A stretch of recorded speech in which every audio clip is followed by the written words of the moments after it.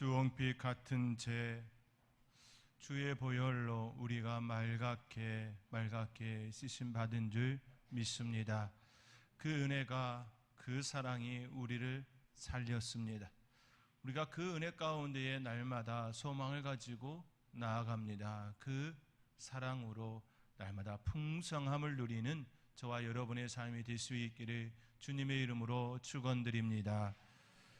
1994년 10월 21일 오전 7시 38분, 그날은 결코 잊을 수 없는 충격과 고통의 시간이었습니다. 출근하던 버스가 붕괴된 상판 위로 뒤집어 떨어졌습니다. 그때 우리는 32명의 생명을 잃었습니다. 다시는 있어서는 안 될 성수대교 붕괴 사고입니다. 1995년 6월 29일 오후 5시 52분, 또다시 우리에게 들려온 충격과 고통의 시간이었습니다. 502명이 사망하고 30명이 실종되었습니다. 부상자가 937명이고 구조된 사람은 40명이었습니다. 상풍백화점 붕괴 사고입니다. 이 사고는 앞선 두 번의 사고, 대구 지하철 공사장 가스 폭발 사고 후 2개월 만이고, 성수대교 붕괴 사고 후 8개월 만에 우리에게 다시 들려온 참담한 소식이었습니다. 우리는 이 땅에 사는 동안 크고 작은 사고와 사건들을 받으며 또 보며 살아갑니다. 때로는 당사자가 되기도 하고, 때로는 때로는 피해자 가족이 되기도 합니다. 크고 작은 사고 사건들을 경험하면 비슷한 장소나 움직임이 일어나면 자동적으로 몸과 마음이 반응하게 되지요. 곧 두려움입니다. 이러한 일들이 자녀들에게 일어난다면 너무나도 큰 충격으로 다가올 것입니다. 학교에서도 많은 사고 사건들이 일어나곤 합니다. 때로는 학폭에 시달리기도 합니다. 한국은 그렇지 않지만 미국에서는 총기 난사 사고들도 일어나지요. FBI에 따르면 2000년부터 2020년까지 20년 동안 미국에서 총기 난사 사고가 345건이 발생하였습니다. 이로 인해 1024명이 숨지고 1828명이 다쳤습니다. 한국인들에게도 매우 잘 알려진 총기 난사 사고가 있지요. 2007년 4월 16일에 일어났던 버지니아 주립대학교 총기 난사 사건입니다. 한국에서 미국으로 이민하여 생활하던 한국인 자녀가 낸 총기 난사 사고입니다. 이 사건으로 32명이 숨지고 23명이 다쳤습니다. 총기 난사 사고와 같은 큰 사건들도 있지만 작지만 우리에게 큰 충격을 주는 작은 사건들, 사고들도 비일비재하게 일어납니다. 최근에 인천에서 일어났던 여학생의 사건이나 어느 부대에서 일어났던 여부사 간의 사망 소식은 우리로 하여금 큰 충격을 받게 하였습니다. 또 많은 생각을 하게 되지요. 1년에 이러한 사고를 경험한 이들은 매우 큰 충격으로 두려운 마음이 일어나지요. 비슷한 상황이 연출되면 자동적으로 두려움이 일어나곤 합니다. 물론 대다수의 사람들은 이 정도의 대참사를 겪지는 않습니다. 우리의 자녀들도 마찬가지고요. 그러나 이러한 소식을 접하는 것만으로도 우리 안에 충분히 자녀의 안전에 대한 두려움은 일어나게 되어지지요.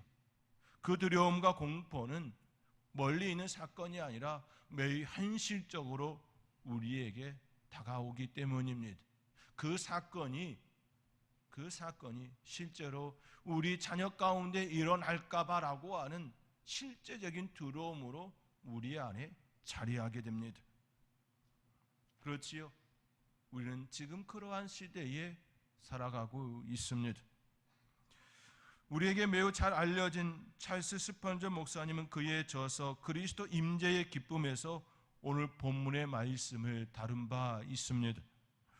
오늘 본문의 내용은 이렇습니다. 예수님과 함께 물 건너편으로 배를 타고 건너가고 있었습니다. 그들은 뜻하지 않은 큰 광풍을 만났습니다.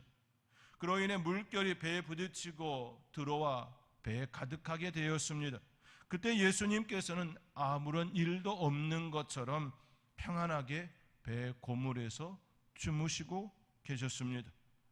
어부 출신의 제자가 있었음에도 그 상황은 매우 심각할 정도였습니다. 죽음의 공포가 그들을 덮칠 정도였습니다. 제자들의 죽음의 공포를 느끼고 있을 때 예수님은 너무나 평온하셨습니다. 제자들이 예수님을 깨우며 우리를 돌보지 아니하시나이까 따지듯 묻습니다.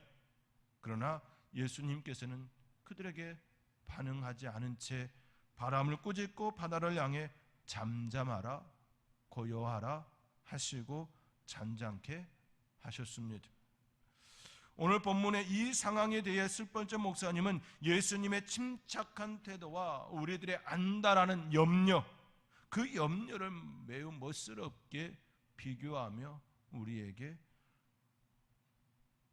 새로운 관점을 갖게 하여 줍니다. 그의 설교를 한번 들어보시기 바랍니다. 하나님께 대한 우리의 확신은 마땅히 우리에게 있어야 할 정도의 절반도 되지 않았습니다.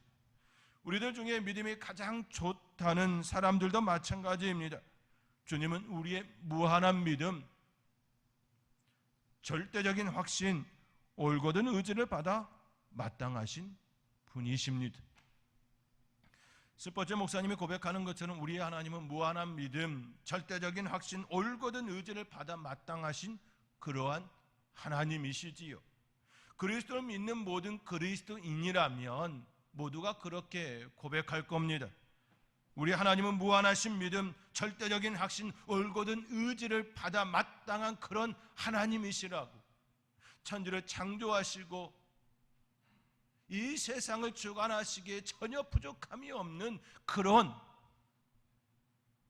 능력이 무한하신 그런 하나님이라고 우리는 그렇게 고백하며 또 생각하고 믿습니다. 그럼에도 불구하고 우리는 우리의 자녀들을 예수님께 하나님께 맡기지도 못하고 더 나아가 하나님의 섭리 가운데 돌보심 아래 있음도 인정하지는 못하고 불안해하는 우리의 모습, 어찌 설명해야 할지 난감하지 않을 수가 없습니다. 천지를 창조하시고 이 세상을 주관하시는 그 하나님, 우리가 진정 그렇게 고백하고 있다고 한다면 우리의 삶의 자리에서 일어나는 사고 사건들, 그리고 우리 자녀의 안전에 대한 그 두려움이 전혀 일어나지 않아야 함에도 불구하고 우리 안에 그런 두려움이 일어나고 있다는 사실인 것이지요. 그렇지요? 그렇다고 한다면 우리는 진정 그 하나님을 절대적인 그 확신, 무한한 믿음, 올곧은 의지를 받아 마땅하신 분이라고 고백하는 우리의 고백이 진실한가? 진정 진실한가? 또 묻지 않을 수가 없는 것이지요. 예수님이 아버지 하나님은 전폭적으로 믿으셨던 것처럼 우리도 동일하게 하늘 아버지를 믿어야 한다라고 스펄전 목사님은 강하게 이야기합니다. 한번 들어보시기 바랍니다. 경비원을 고용하여 우리 집을 지키게 해놓고는 낮까지 도둑이 둘까 두려워 밤을 샌다면 그것은 매우 어리석은 일입니다. 경비원의 경비를 믿을 수 없다면 경비원을 둘 까닭이 무엇입니까?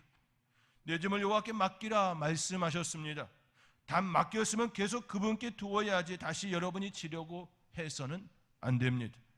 그렇지 않으면 여러분은 하나님을 우롱하는 것입니다. 하나님의 이름만 들먹이고 하나님의 실체는 무시하는 것입니다. 예수님께서 하신 것처럼 여러분도 모든 염려를 내려놓으십시오. 그분은 태연히 배 고물에서 조용히 베개를 베고 평안히 주무셨습니다. 하늘 아버지를 믿으셨던 예수님은 가뿐한 자유를 얻으셨고 그 자유로 폭풍을 노려보실 수 있었습니다.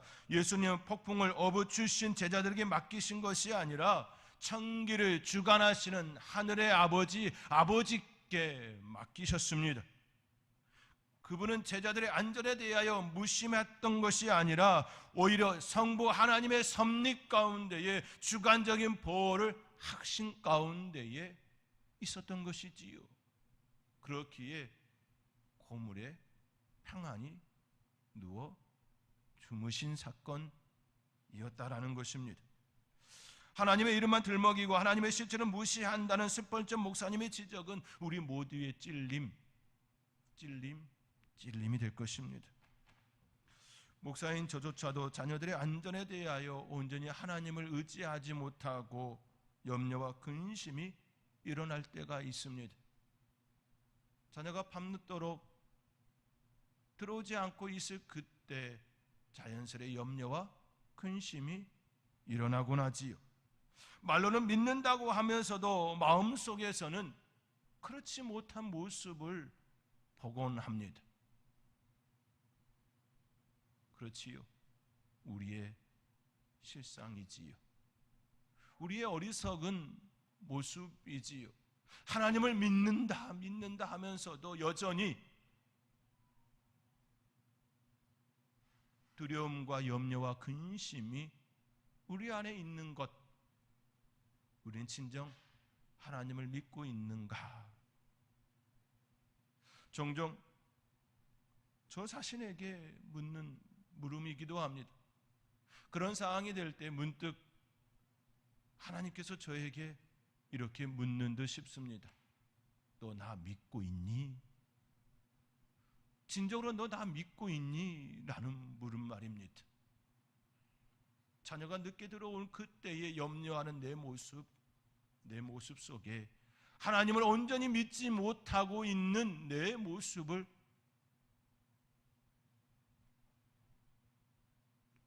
보이곤 하는 어리석음에 대하여 하나님께서 저에게 묻는 물음이었습니다. 이 물음은 저에게만 던져지는 물음이 아닐 것입니다. 여러분이 만약 여러분의 자녀를 하나님께 맡김이 되었다라고 하면서도 여전히 염려와 근심과 두려움이 여러분 마음에 자리하고 있었다면 한번 물어야 하겠지요. 나 하나님 믿고 있나? 진정으로 내 하나님께 내 자녀를 맡기고 있나?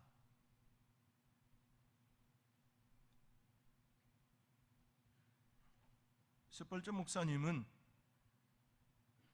우리 예수님께서는 하늘 아버지께 그의 제자들을 온전히 맡김이 되었기에 자기의 능력이 아니라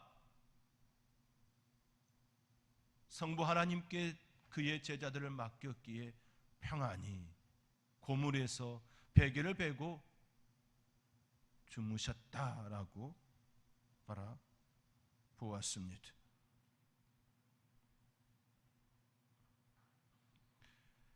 스펄전 목사님이 고물에서 주무셨던 예수님을 바라보라 다음과 같이 이야기합니다. 여러분은 자녀에 대한 염려의 짐을 하나님께 맡기기 힘들어합니다. 하지만 우리 예수님은 자신의 소중한 사람들을 아버지께 맡겼습니다. 우리의 자녀들이 우리에게 귀한 것만큼이나 예수님의 제자들, 예수님께 소중했다고 생각하지 않습니까?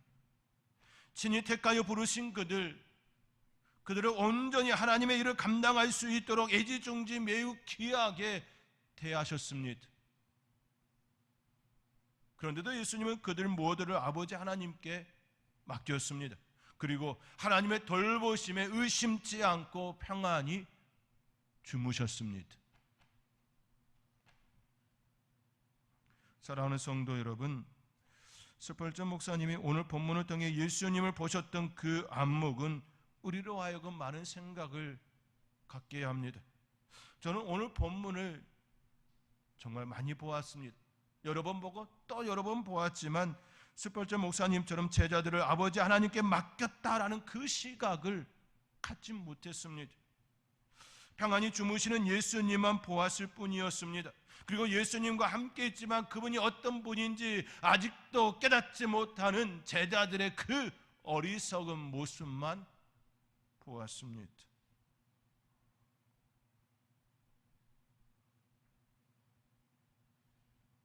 예수님께서 바라보셨던 성부 하나님, 그 하나님께 그의 제자들을 맡기고 평안히 누워 주무시는 그 예수님의 마음, 그 마음을 보지 못했습니다.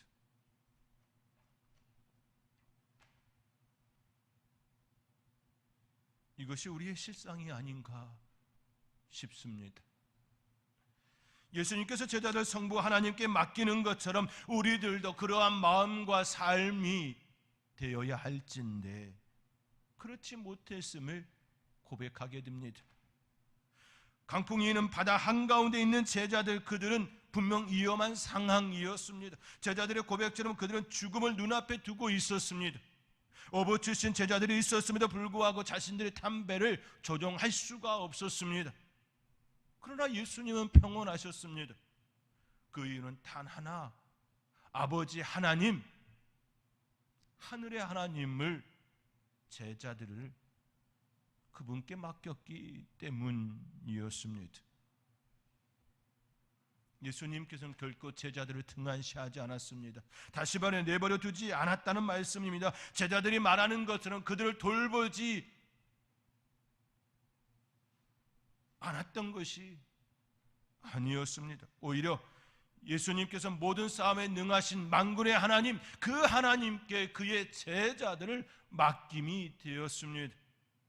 우연이나 운명의 맡기심이 아니었습니다. 하나님의 사랑의 돌보심이 그들 가운데 스며들 것을 분명히 확신 가운데에 있었던 것이지요. 말로만 하나님을 믿는다 말하는 것이 아니라 그의 삶으로 고백하고 있음이었습니다. 그 삶의 고백이 무엇입니까? 평안히 주무시는 그 모습 말입니다.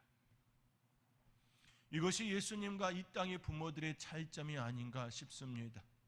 하나님을 믿는다 하면서도 여전히 염려와 근심 가운데 있는 우리의 모습 말입니다.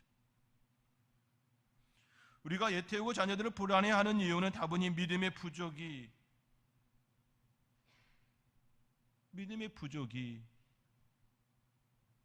우리 안에 있기 때문이겠지요.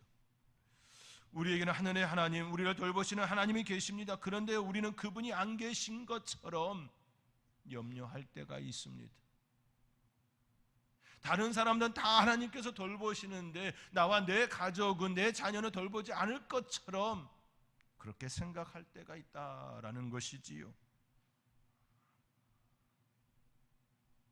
사랑하는 성도 여러분, 여러분 진정 하나님을 믿습니까? 사랑하는 성도 여러분, 여러분 진정 하나님을 믿습니까? 여러분과 여러분 자녀들을 돌보실 그 하나님, 우리 예수님께서 그의 제자들을 하나님께 맡김과 같이 온전히 맡기고 계십니까? 가난한 이민자 상인의 아들로 태어나 세계적으로 유명한 호텔 왕이 된 콘레드 히튼 회장의 이야기를 잠시 소개해드리고자 합니다.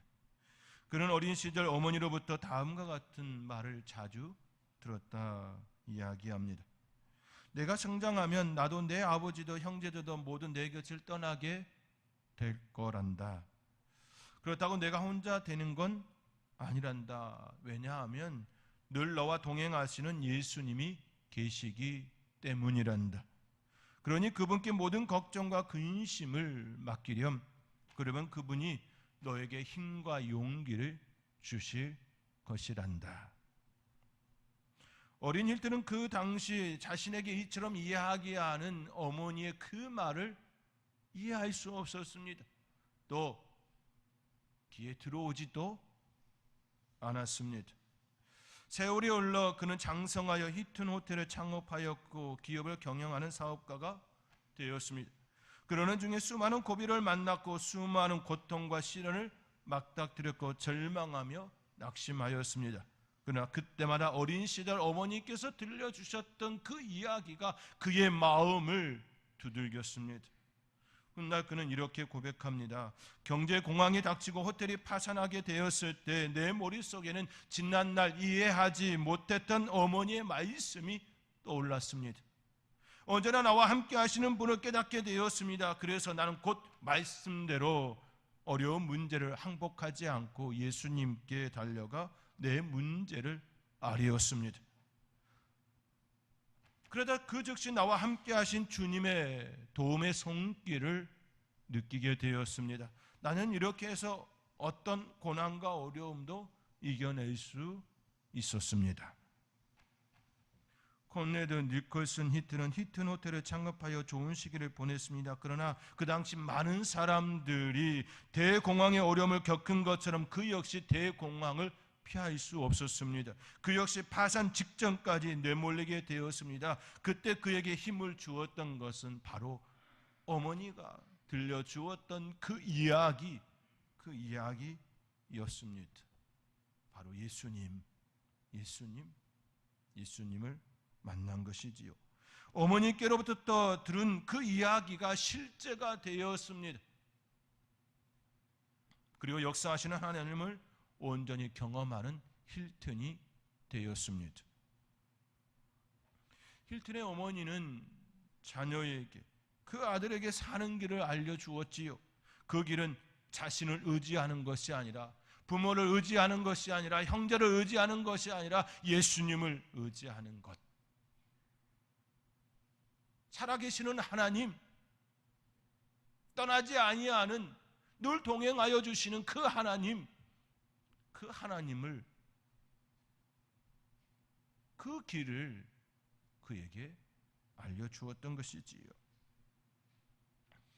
스펄전 목사님 우리에게 제시하는 것처럼 우리는 과연 예수님처럼 우리의 자녀들을 하나님께 맡기며 살아가고 있습니까?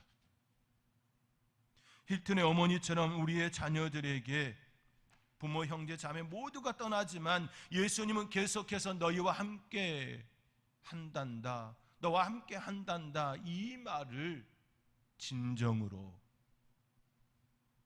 자녀들에게 이야기하고 있으신지 우리의 모습을 다시 점검해 보아야 합니다.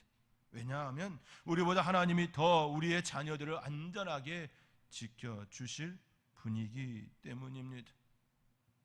다음의 질문을 한번 생각해 보시기 바랍니다.